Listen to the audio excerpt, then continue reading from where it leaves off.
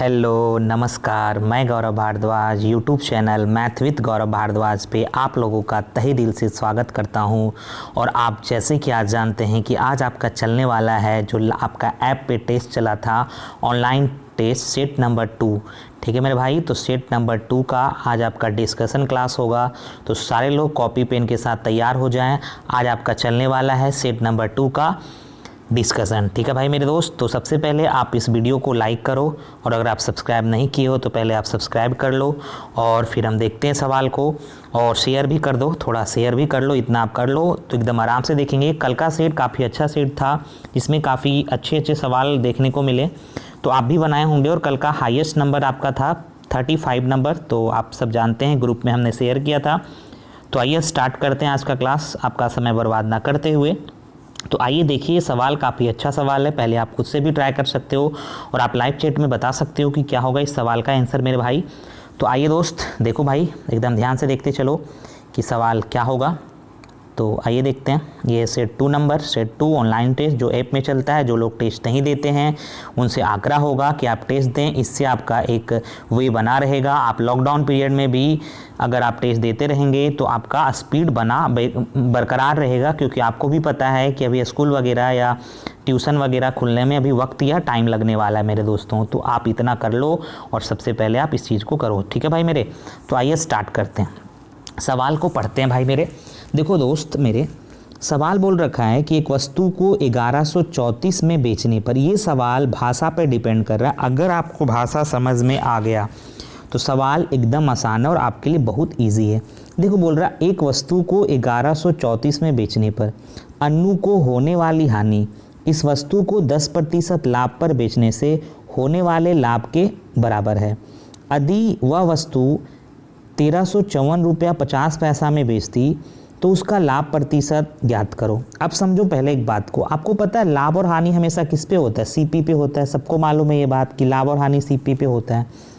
तो अन्नू अगर 1134 रुपया में 1134 रुपया में बेचती है कोई सामान को, तो उससे जो हानि होता है वह 10% लाभ पर बेचने पे होने वाले लाभ के बराबर होता है। तो मान लो ये बात तो क्लियर पता चल चुका है कि 1134 में अगर वह बेच रही है तो हानि पे बेच रही है। मान लो किसी चीज़ को वह खरीदी होगी, सीपी कुछ होगा, और इस सीपी के चीज़ को वह लॉस पे बेच रही है। ठीक है, और ये जो लॉस है वह किसके बराबर समझना मेरे भाई, ये जो लॉस है ना वह बोल रहा है कि 10% लाभ 10% पर बेचने से, यानी 10% लाभ पर बेचने से होने वाला जो मुनाफा है उसके बराबर है।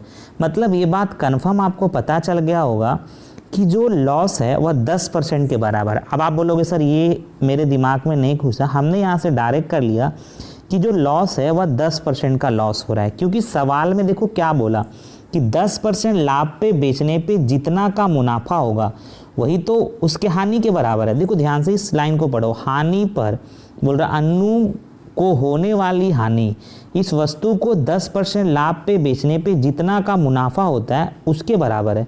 इसका मतलब कि 10% लाभ पर अगर बेच रहा है तो जितना का मुनाफा होगा वह उसके हानि के बराबर है। तो मान लो कि हम 100 पे ही कोई चीज़ कर रहे हैं, तो 10% अगर लाभ हो रहा है तो 10% का लॉस भी हो रहा होगा। तो आप बताओ ये सीपी 100 का चीज़ है, अगर 10% लॉस पे बेचेगा तो बताओ वो कितना में बेच रहा होगा? 90% में बेच रहा होगा मेरे भाई।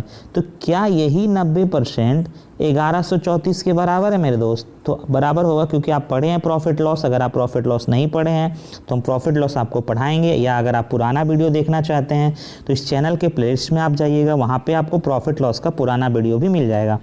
तो यहाँ से आपको पता चल गया कि जो 10% लाभ पे बेचने पे जितना का मुनाफा होता है वह हानि के बराबर है। इससे ये चीज़ क्लियर हो गया, क्योंकि लाभ और हानि हमेशा सीपी पे होता है, तो ये चीज़ क्लियर हो गया कि 10% का उसको लॉस हो रहा है।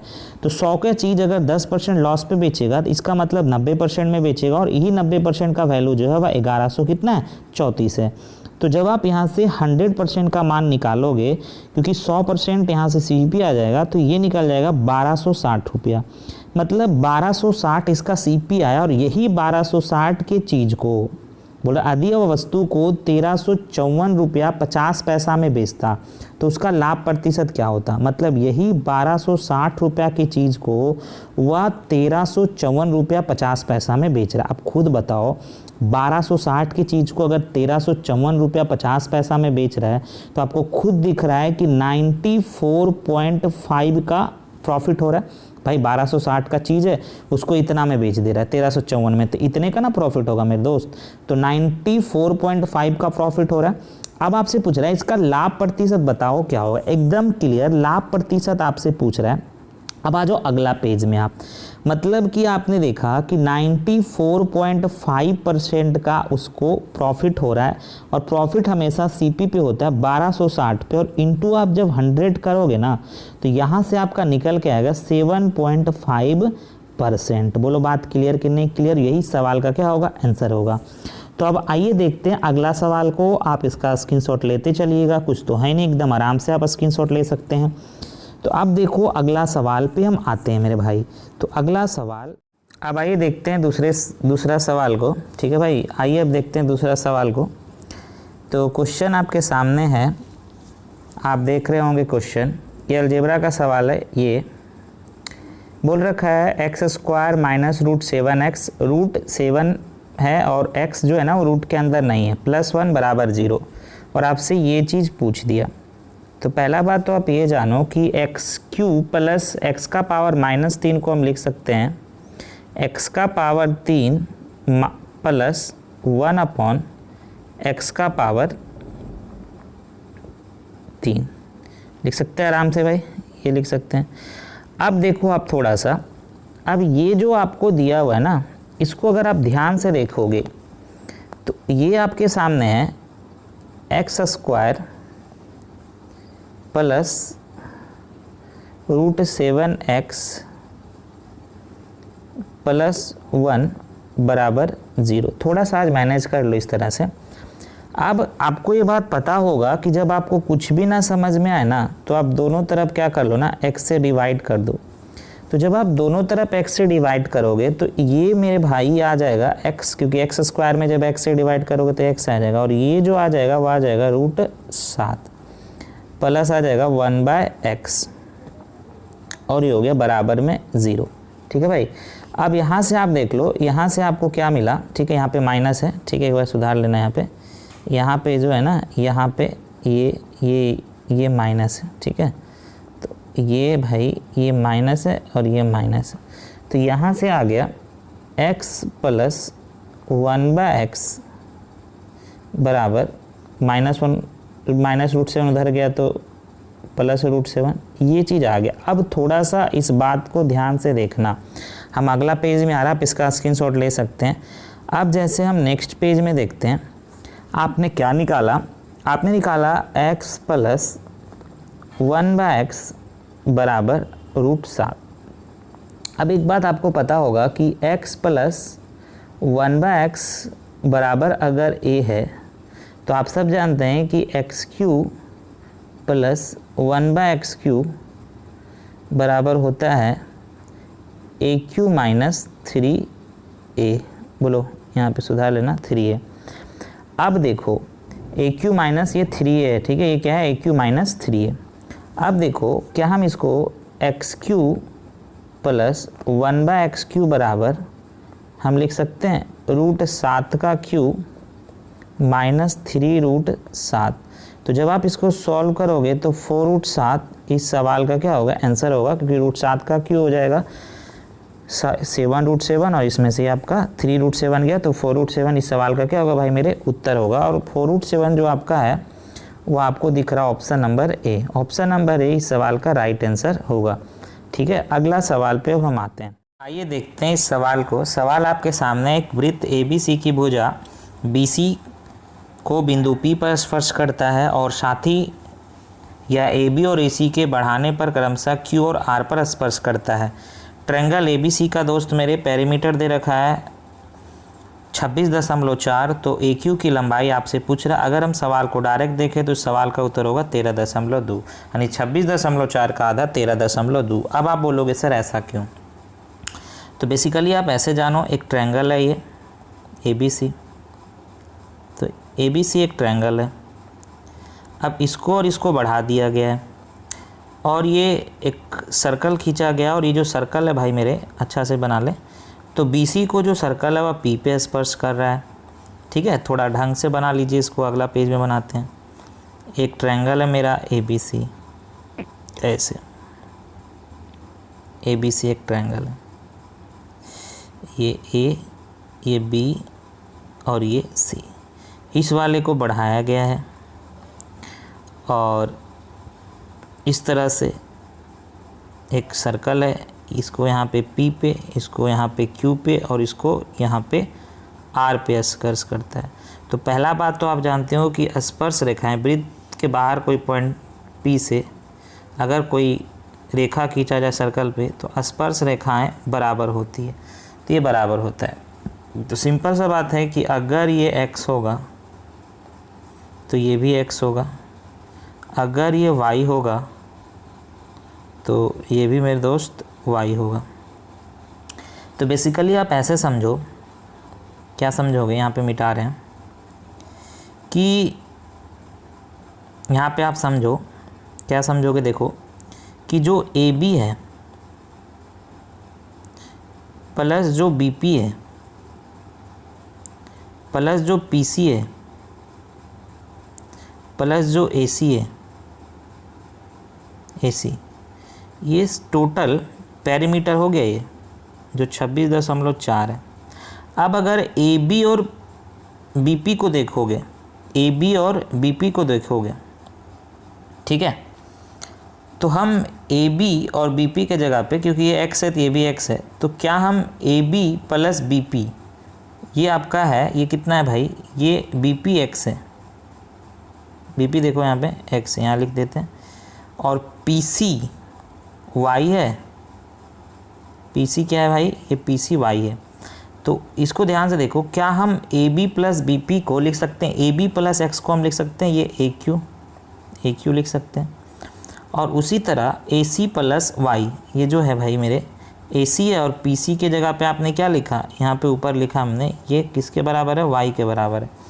तो y प्लस AC, देखो यहाँ पे ये y प्लस AC, इसको आप लिख सकते हो AR आराम से लिख सकते हो, और यही तो है 26.4। अब आप क्या जानते हो कि स्पर्श रेखाएं बराबर होती है, तो क्या AQ जो होगा, ये जो AQ है, क्या ये जो AQ है वह AR के बराबर होगा, पक्का होगा बराबर, क्योंकि स्पर्श रेखाएं बराबर होती है। तो ट्वाइस ऑफ AQ बराबर हम लिख सकते हैं क्या, 26.4, तो यहाँ से काटोगे तो हो जाएगा 13.2, तो 13.2 इस सवाल का आंसर होगा मेरे दोस्त। तो आपको समझ में आया होगा भाई मेरे। तो अब अगर हम अगला सवाल को देखते हैं, आइए देखते हैं अगला सवाल। तो ये तो भाई एकदम सिंपल सवाल है और ये आपका ट्रेन का सवाल है, इसको आप आराम से कर सकते हो। तो इसको आप कैसे करोगे, देखो ध्यान से, ये आपका सेट नंबर 2 का हम डिस्कशन करा रहे हैं, आप सब जानते हैं, और आज इस तरह से डिस्कशन करा रहे हैं, थोड़ा सा दिक्कत है, इसीलिए अगला बार हम बोर्ड पे ही डिस्कशन करा देंगे। देखो यहाँ पे अगला, अगर आप इस सवाल को देखोगे ध्यान से, ठीक है, ध्यान से देखते चलो इस सवाल को, तो इस सवाल में आपको ये चीज़ दिख रहा होगा, क्या दिख रहा होगा, ध्यान से देखिए कि ये बात इस सवाल में देखो, बोल रहा है 2 रेलगाड़ी समांतर पटरियों पर, ठीक है भाई मेरे, 2 रेलगाड़ी है जो समांतर पटरियों पर विपरीत दिशा में 42 किलोमीटर प्रति घंटा और 57 किलोमीटर प्रति घंटा की गति से दौड़ रही है। वे एक दूसरे को पार करने में 18 सेकंड लेती है। यदि रेलगाड़ी की लंबाई 270 मीटर है तो दूसरी रेलगाड़ी की लंबाई की, सबसे पहला बात तो रेलगाड़ी, जो 2 रेलगाड़ी समांतर पटरियों पर एक दूसरे के विपरीत दिशा में अगर दौड़ रहा है और एक का स्पीड है आपका 42 किलोमीटर प्रति घंटा और दूसरा का 57 किलोमीटर प्रति घंटा, तो वे एक दूसरे को पार करने में 18 सेकंड का समय ले रहा है। कितना सेकंड का समय ले रहा है, 18 सेकंड का समय लेता है।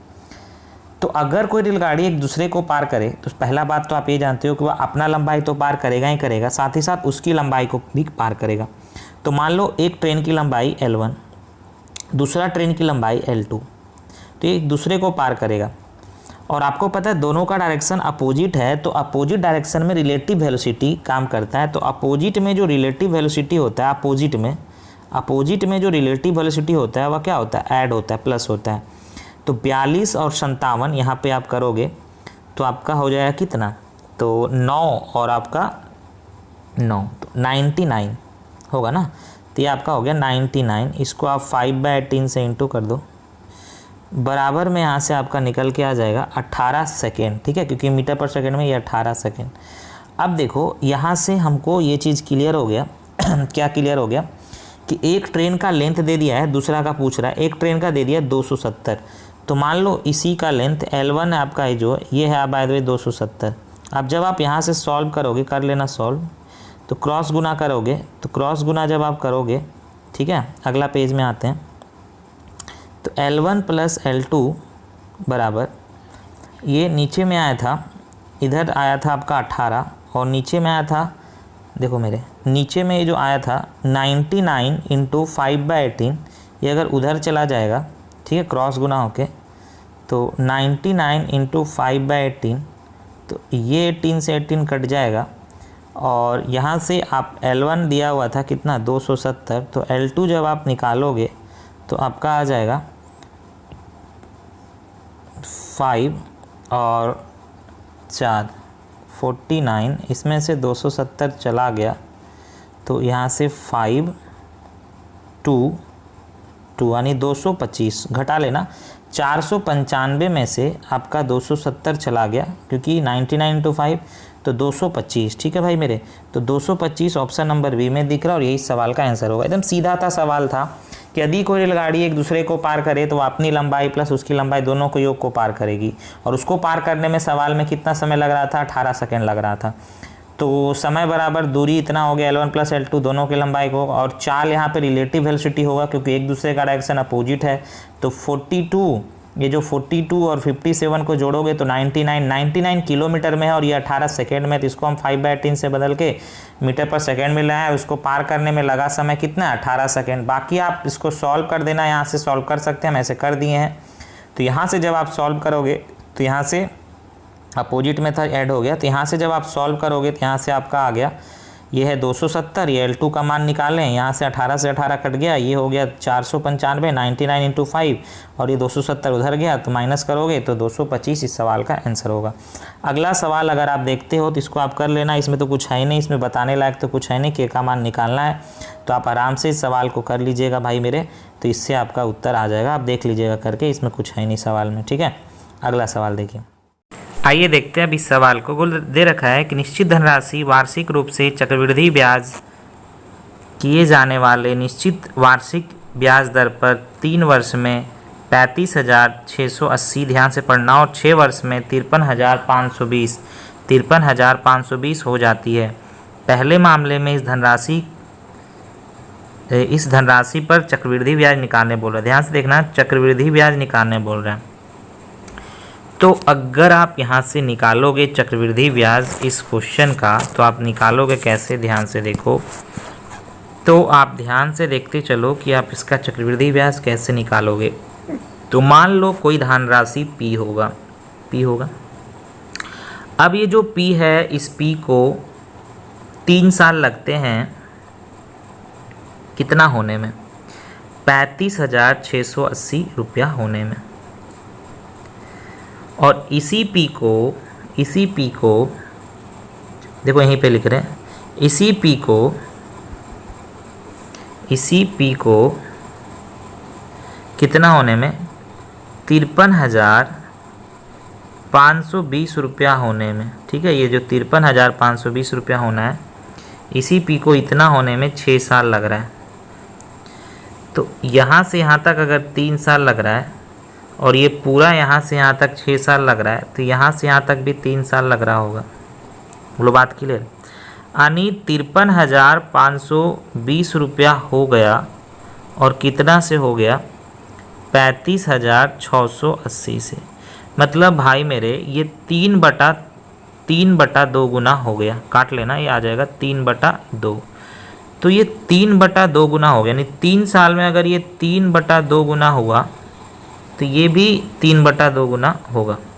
मतलब ये P जो है वह 3 साल में 3/2 गुना होके 35,680 हुआ होगा। बोलो बात क्लियर। ठीक है, थोड़ा फ्रेश नहीं दिख रहा है तो हम यहाँ पे फिर से फ्रेश कर दें, कुछ है नहीं।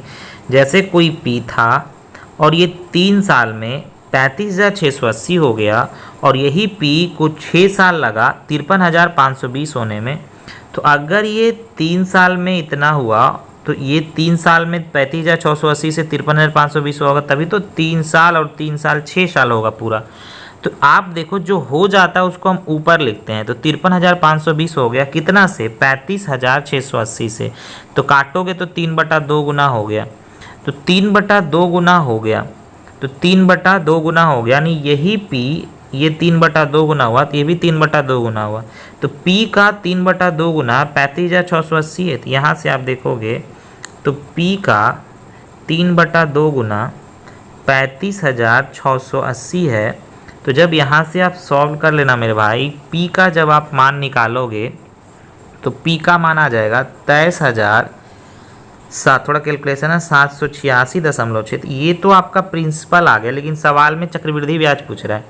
तो जब आप सी आई निकालोगे तो सी आई बराबर हो जाएगा, यहाँ से अमाउंट हो गया 35,680, ठीक है, पहले बोल रहा पहले साल के अनुसार चक्रवृद्धि ब्याज क्या होगा, तो 35,680 अमाउंट है, उसमें से आप 23,786, ठीक है भाई मेरे, 23,786 देख लेना आप, 23,786.6 माइनस कर लेना, तो आप देख लेना आपका जो उत्तर आएगा वह शायद आ जाएगा 11,983। आप इसको कर लेना 883 या 983 भाई मेरे, तो आप इसको देख लेना करके सॉल्व करके कि 35,680 में से 35,680 में से आप जब माइनस करोगे 23,786 तो आपका आ जाएगा 11,894, ठीक है, 11,894, यानी आंसर जो आपका आएगा 11,894।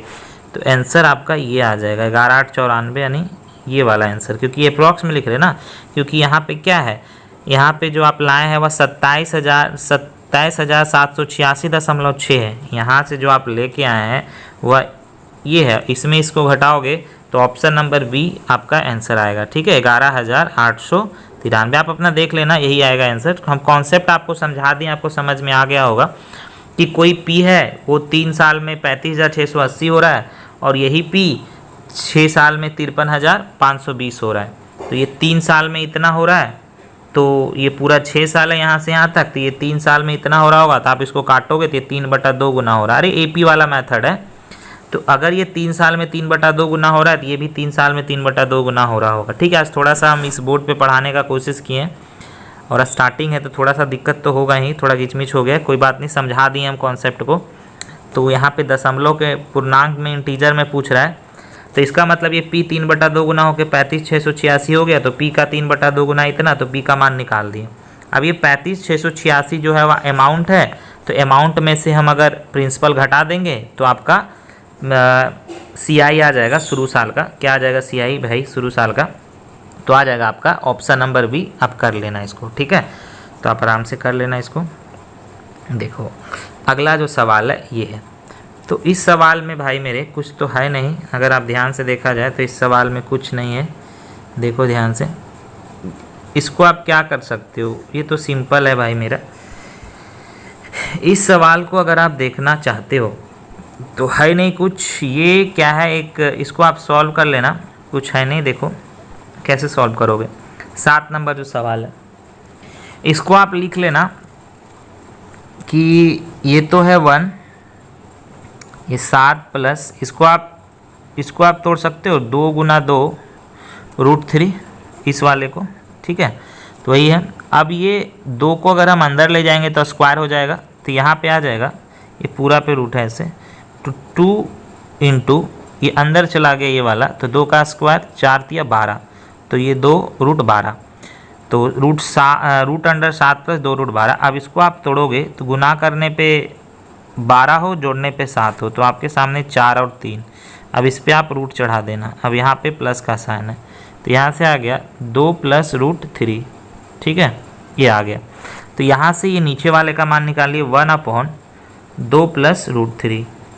अब ये चीज़ ऊपर चला जाएगा तो बीच का साइन बदल जाएगा, 2 माइनस √3 और बट्टा में दोनों के स्क्वायर का अंतर तो 1 का, तो 2 माइनस √3 तो 2 है और √3 का वैल्यू 1.732। तो आप 2 में से 1.732 घटाओगे तो ये बात तो क्लियर है, एक ही ऐसा ऑप्शन दिख रहा है, ऑप्शन नंबर सी 1.2, इसी यही आएगा, यही समथिंग के लगभग आएगा। तो यहाँ से इस सवाल का उत्तर ये हो जाएगा। अगला सवाल अगर आप देखते हो